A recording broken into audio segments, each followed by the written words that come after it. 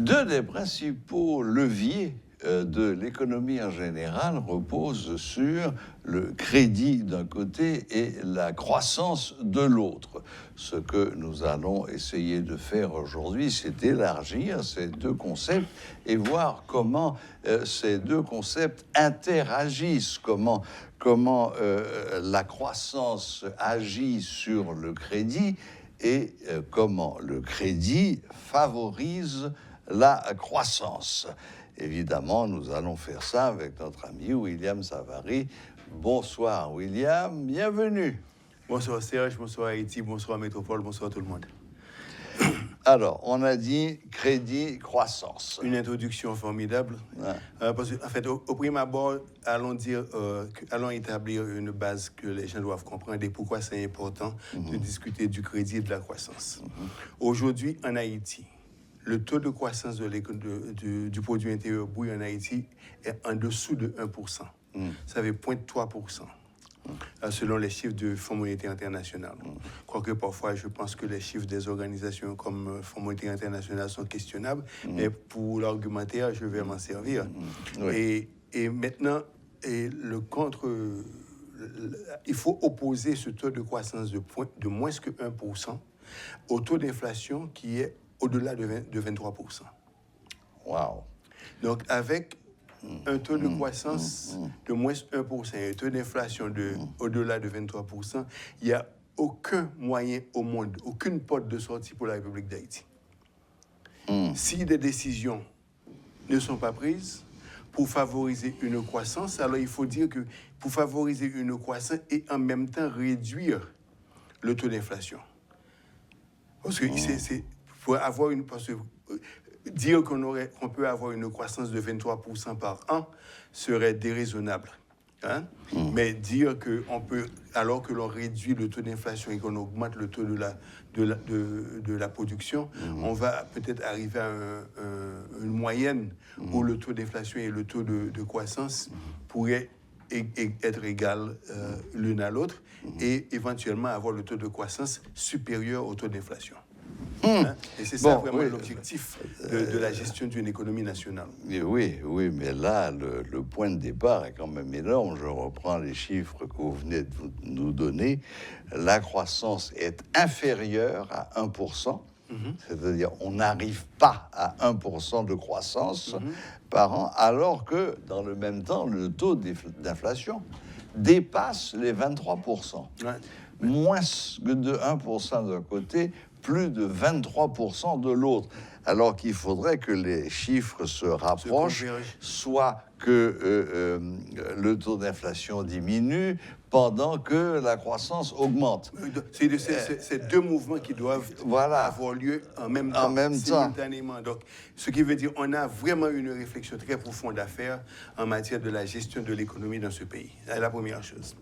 La deuxième chose, nous avons aujourd'hui le taux d'intérêt. En fait, prenons au prime abord, définissons au prime abord ce qui est entendu par le taux d'intérêt.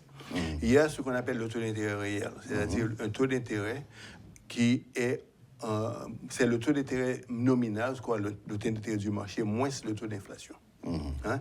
Donc, aujourd'hui, le taux d'intérêt nominal, le taux d'intérêt réel, si vous voulez, dans le pays, sillonne autour de 9 à 10%. Donc, ce qui fait que le taux nominal serait de 32%. Encore un taux supérieur au taux de l'inflation. Donc, le défi auquel nous faisons face dans le pays est un défi gigantesque qui mérite vraiment une réévaluation de la façon de la politique monétaire, une réévaluation des plans du ministère de la Planification, ministère de l'Économie et des Finances, vraiment de la direction normale, de la direction en général de l'économie de la nation. Sinon, soit c'est pas étonnant que nous faisons du surplace depuis près de 40 ans. C'est pas étonnant qu'il n'y ait pas de croissance depuis près de 40 ans. C'est pas étonnant que le taux du chômage, de chômage soit au-delà de 40% depuis plus que 40 ans. Donc, tous ces défis doivent être adressés pour qu'on puisse sortir de l'auberge dans le pays. Ce que vous dites là, ça fait froid dans le dos, parce que absolument. Ce qu'il faut arriver à faire pour simplement inverser la courbe, c'est pratiquement du domaine de l'impossible. Ouais, bon. C'est le 13e travail d'Hercule. Bon, si vous... Qu'est-ce qui peut inciter quelqu'un aujourd'hui, avec les taux d'intérêt qui sont pratiqués, qu'est-ce qui peut inciter quelqu'un aujourd'hui à investir? Maintenant, vous venez de mentionner les taux d'intérêt qui sont pratiqués. Maintenant, il faut souligner que les taux d'intérêt, comme je vous ai signalé tantôt, il y a ce qu'on appelle le taux d'intérêt réel et le taux d'intérêt nominal. Maintenant, les gens qui investissent dans le pays, hein, pour au moins atteindre le point mort, hein, c'est-à-dire break-even, ils doivent premièrement gagner un montant qui peut leur permettre de couvrir l'inflation, hein, le montant de l'inflation. Ça vous fait 33%. Voilà. Ils doivent également recouvrir les frais opérationnels. C'est ça.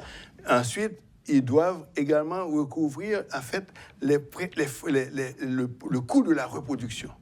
Donc, ce qui fait déjà, vous êtes au moins à 100% de l'investissement. Et sans compter le profit indispensable. Sans compter le profit. Donc je constate qu'il y a beaucoup de gens dans le pays qui tendent à faire du taux d'inflation qui grimpe régulièrement, constamment en Haïti, comme un effet exogène. Ce qui veut dire que, par exemple, c'est dû à la crise pétrolière, c'est dû à la guerre de l'Ukraine, c'est dû à n'importe quoi, except les gens qui ont la responsabilité de prendre les politiques publiques qui sont favorables à une gestion saine du taux d'inflation, et au lieu de prendre leurs responsabilités, ils préfèrent trouver les escapades, c'est ça, les causes exogènes. Les boucs émissaires, c'est la faute du Covid, c'est la faute de ceci, etc. Mais c'est jamais la politique qui est mise à place, jamais la politique qui a été adoptée, jamais la politique fiscale et monétaire qui ont été mises en œuvre, c'est jamais ça. Hein? Maintenant, il faut signaler que récemment, j'ai entendu j'ai lu dans les journaux en Haïti que le taux d'inflation est dû à l'augmentation du prix du pétrole, et le prix du pétrole a augmenté à cause de la guerre en Ukraine. Mais je vous signale que le prix du pétrole sur le marché international est aujourd'hui au même niveau que le prix était avant la guerre de l'Ukraine. Donc, vraiment, il faut... Les gens doivent vraiment... vraiment doivent peser ce qu'ils disent et prendre le poids des choses avant de faire de dire n'importe quoi, simplement pour satisfaire, pour répondre à des questions auxquelles ce n'est pas des problèmes. Les vrais problèmes, il faut poser les bonnes questions pour répondre, pour avoir de bonnes réponses. Bon, William, on va calmer un peu ces situations totalement catastrophiques. Si on regarde les chiffres, 23% d'inflation, moins de 1% de croissance, quasi-impossibilité d'investir dans des activités qui produisent suffisamment de recettes et donc de profits. Bon, concrètement, qu'est-ce qu'il faudrait faire pour commencer, je dis bien, commencer à inverser cette descente aux enfers? Serge, je me suis toujours retenu à ne pas faire de propositions sur le plateau. Parce qu'en fait, les propositions que je pourrais faire exigeraient un environnement pour vraiment se manifester, ou pour se réaliser, c'est ça. Et je ne vois pas en Haïti aujourd'hui l'environnement qui pourrait recevoir les propositions que je pourrais faire. Sincèrement. Mais au préalable, on peut sonner la sonnette d'alarme pour dire que ce qui se fait aujourd'hui n'est pas ce qu'il faudrait faire. Ça, on le fait constamment dans les échos de la finance. Et je sonne la sonnette d'alarme depuis mon retour en Haïti il y a 10 ans pour dire qu'on a besoin de repenser l'économie. On a besoin de repenser l'économie, la politique monétaire, la politique fiscale. On a besoin de repenser tout ça et que les gens répètent ce qui se dit depuis les mêmes choses depuis plus de 40 ans. Et on a évoqué ceci sur le plateau où vous avez eu à dire, effectivement, si les mêmes décisions aboutissent aux mêmes résultats si toutefois les décisions ne subissent pas de métamorphose. On a eu à discuter ceci. Non, mais proposer, ce serait. Mais par contre, je dois satisfaire votre curiosité. On a parlé une fois de la politique fiscale dans ce pays, ou comment on aurait pu augmenter les recettes de l'État. Oui. Oui, en effet, on avait insisté sur cette question. Bon, oui, mais il est évident que si on s'engage sur cette voie-là, nous sommes obligés à ce moment-là de parler de détournement, nous sommes obligés de parler de corruption, nous sommes obligés de parler d'impunité. Il m'est arrivé 1 millier de fois déjà de dire que il peut y avoir toute la corruption qu'on puisse, tant que l'impunité est plus forte que la corruption, on n'arrivera à rien du tout. Ouais, il faut dire que nous avons créé un système en Haïti qui est vraiment unique à nous autres. Parce que là, on permet ce qui n'est pas permis ailleurs. Nous avons un niveau d'éthique qui est questionnable. Nous avons des dépenses qui se font au niveau de la trésorerie qui sont injustifiables. Et nous avons évoqué une fois 2 lignes budgétaires de la République d'Haïti qui sont les transferts et aussi les biens et services qui engloutissent près de 300 millions de dollars qui auraient pu être utilisés ailleurs. Donc, bien sûr, il faut dire avec certitude que la situation n'est pas catastrophique. Elle est ce qu'elle est, mais elle peut être renversée. Ça, c'est ce qu'il faut souligner. OK. Bon. Donc, ça ressemble à une catastrophe, mais au fond, c'est pas vraiment une catastrophe. Les bonnes décisions qu'il faut prendre. Voilà, très bien. Lesquelles bonnes décisions sont connues, mais on ne peut pas mettre le doigt dans cet engrenage, si j'ai bien compris. Non, il y a trop de blocus. C'est ça. Il y a tous les gars qui sont engagés, tous les gars qui sont engagés dans la corruption ne veulent pas que les changements se fassent. Ah oui. Ouais, c'est vraiment. Oui. Okay. La Maintenant, corruption, les avantages indus. Nous avons aussi quelque chose. Il y a quelque chose aussi qu'il faut souligner. Nous avons un secteur privé en Haïti qui pourrait être très dynamique si ce secteur privé avait reçu moins d'incentives, comment tu dis? D'incentives, d'encouragement. Moins d'encouragement à la corruption et plus d'encouragement à la production. Parce que là, j'ai eu une conversation intéressante avec un ambassadeur en Haïti récemment et je lui ai dit, écoutez, ce que nous avons besoin en Haïti, c'est moins d'aide et plus de courage. Donc, et ça demeure. Ça demeure. Si les gars du secteur privé avaient reçu plus de courage, ils ont le courage, mais si leur courage avait été renforcé, au lieu de s'engager à corrompre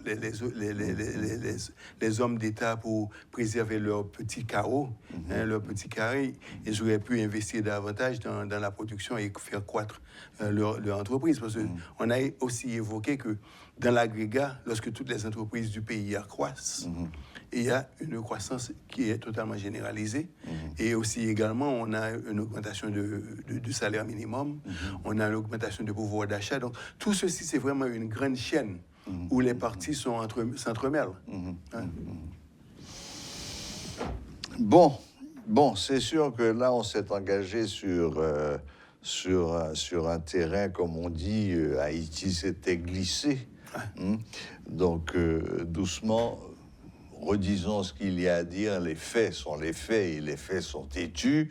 Nous avons un taux de croissance qui est inférieur à 1% et un taux d'inflation qui dépasse les 23%. Ça, c'est incontournable, c'est vérifiable. Personne ne peut dire le contraire. Et tout ce qu'on peut dire, c'est que si ces conditions ne changent pas, Ça va perpétuer. Voilà. Ça continue. Voilà, ça continuera. Il y aura toujours un petit groupe qui s'en mettra plein les poches pendant que la grande majorité continuera à s'appauvrir, à avoir faim, etc. etc. Maintenant, je dois signaler qu'un de nos téléspectateurs, dans une des interventions que nous avons eu à faire, il m'a appelé pour me dire, William, écoute, il y a plusieurs des postes, des gens qui sont dans les postes responsables dans le pays, finance et tout ce que vous voulez, ce sont des gens qui ont été nommés. Et avec une nomination, il y a des effets politiques. Il y a un élément politique de la nomination. Ce ne sont pas des postes électoraux. Donc le gars ne peut pas mener une campagne pour être élu ministre.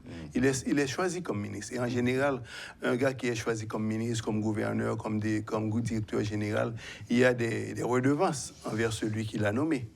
Ou des redevances envers celui qui a favorisé sa nomination. Donc dès que c'est ce que nous avons, on ne va pas aller très loin. Ouais.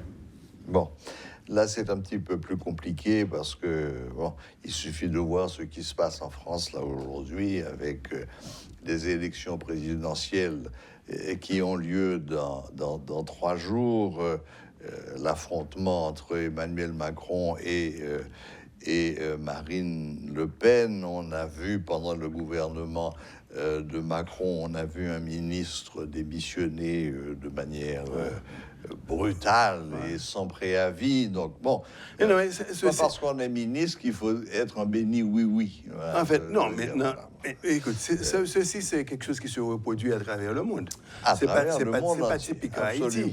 Absolument. Mais il se trouve que lorsqu'on a une économie qui accroît à 0,3% et un taux d'inflation de 23%, maintenant là, ça mérite une autre réflexion. Exactement. Parfait. Eh bien, merci William, encore une fois, sur ces points fondamentaux, ces 2 leviers que sont le crédit et la croissance.